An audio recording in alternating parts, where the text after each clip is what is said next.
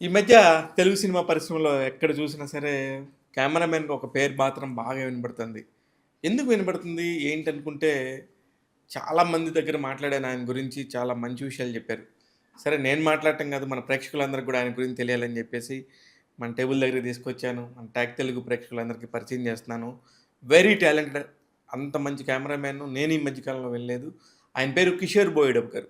Hi Kishore గారు. Hello sir. Thank you sir. చాలా చాలా బాగా వినపడుతుంది సార్ మీ పేరు. కారణం ఏంటంటే, నేను 'జీ'కి సంబంధించిన అనురాధ గారి దగ్గర నుంచి అందరూ గూడా నాకు కొద్దిగా చాలామంది ఎంప్లాయీస్ బాగా తెలుసు. చాలా ఫాస్ట్‌గా చేశారు సార్ మీరు. 17 రోజుల్లో ఒక వెబ్ సిరీస్ చేయడం అంటే అవును. చాలా చాలా బాగా చేసినట్టు. అదొకటి 17 రోజుల్లో చేశారులే, ఏదో చేసేసారు అన్నట్టు కాకుండా ఒక క్వాలిటీ పిక్చర్ ఇచ్చారు. అవును. ఆ విషయంలో మీకు ఎలాంటి అప్రిషియేషన్స్ వచ్చాయి? చాలా మంచి అప్రిషియేషన్ వచ్చింది సార్. నేను రవి గారు గాని, ప్రదీప్ గారు డైరెక్టర్ గారు గాని చాలా హ్యాపీ. అండ్ డే 1 వాళ్ళు అవుట్‌పుట్ చూసి మానిటర్‌లో చూసే వాళ్ళు చాలా హ్యాపీ. అండ్ ఇంకెప్పుడు అసలు ఎటువంటి ప్రాబ్లమ్ లేదు. నేను అడిగిన ఎక్విప్‌మెంట్స్ అన్నీ ఇచ్చారు. అండ్ ఫాస్ట్‌గా అవ్వడానికి కావాల్సిన టీమ్ వర్క్ మొత్తం అందరూ కూడా ఆఫీస్‌లో కూర్చొని ప్లాన్ చేసి ఒక ప్రాపర్ టీమ్ వర్క్ సార్ ఇది. నేను ఒక్కడినే డీఓపీగా అనుకుంటే అయ్యేది కాదు. కరెక్ట్. ఫుల్‌గా ప్లాన్డ్‌గా, ఆర్గానిక్‌గా జరిగింది ఇది. అందరూ ఆర్టిస్ట్ సపోర్ట్ ఉంది బాగా అందరి వైపు నుంచి. అండ్ టెక్నీషియన్స్ పరంగా మా వైపు నుంచి వాళ్ళకి ఎంత కోఆపరేట్ చేయాలో అంతా మేము చేసాం. అందరూ హ్యాపీగా అయిపోయింది సార్ షూట్ అంతా కూడా. అయిపోయింది నిజంగా గూడా. నేను గూడా సింగిల్ స్టేజ్‌లో చూసేసాను. అంటే నాకు మధ్య మధ్యలో ఆపుకొని అలా పాజులు పెట్టుకొని చూడటం ఇష్టం ఉండదు. అవును.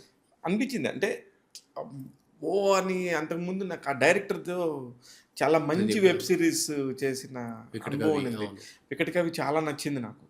నేను ఓవర్ హై ఎక్స్‌పెక్టేషన్ పెట్టుకున్నాను. At the same time getup సీన్ గారు, సీన్ గారు. అవును. ఆయన పెర్ఫార్మెన్స్ నాకు చాలా ఇష్టం. చాలా. వ్యక్తిగతంగా కూడా చాలా ఇంప్రూవ్‌మెంట్ గానీ, చాలా అక్కడక్కడ మంచోడు. ఇంప్రూవైజేషన్స్ చాలా బాగా చేస్తాడు.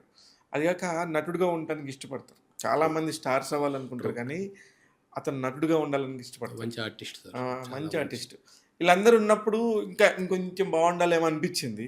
అఫ్‌కోర్స్ అది మీకు సంబంధం లేదు కానీ, చెప్తున్నా మీ వరకు యాహ్! మాత్రం నేనెక్కడ ఇంత చిన్న వంక పెడతానికి కూడా లేదు. కారణం ఏంటంటే కొన్ని నైట్ షాట్స్ ఉన్నాయి అందులో. ట్రూ. అవి నాకు ఆ డీటెయిలింగ్ మీరిచ్చిన దానిలో ఎంత బ్యూటిఫుల్‌గా అనిపించిందో.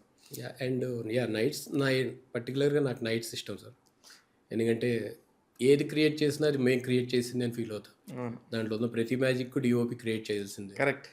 సో, ఆ కలర్స్‌తో మ్యాజిక్ చేయడం గానీ, ఆ చిన్న స్టీల్ బ్లూ, సోడియమ్స్, ఆ స్టిల్ బ్లూ కాంట్రాస్ట్ సోడియమ్స్ బాగా కనబడ్డాయి. ఎక్కువ అంటే అది స్టైల్ ఆఫ్ నా ప్రతి మూవీలోను అది స్టైల్ కొద్దిగా ఎక్కువ వాడతాను నేను. సో, అది తెలియని ఒక చిన్న కాంట్రాస్ట్ ఫీల్ ఉంటది ఆడియన్‌కి కూడా.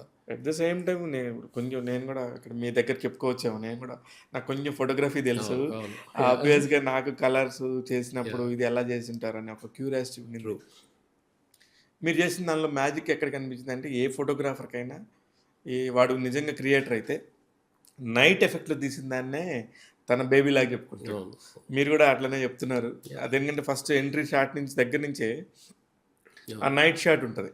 అక్కడ మీరిచ్చిన detailing yellow colour yellows. Detailing అవును. లైట్ సాల్ట్ కనబడతది. అవును. ఆ గ్రీన్‌ని కట్ చేసి మళ్ళీ ఆ గ్రీన్‌లో నుంచి యెల్లోని కట్ యెల్లో చేసి యెల్లో కథలో ఒక one of the main key role అది పసుపు కరెక్ట్. అనేది. కరెక్ట్. కరెక్ట్. సో, దాన్ని మనం ఆడియన్ పర్టిక్యులర్‌గా చూడకపోయినా గుర్తుండాలి కదా! అవును.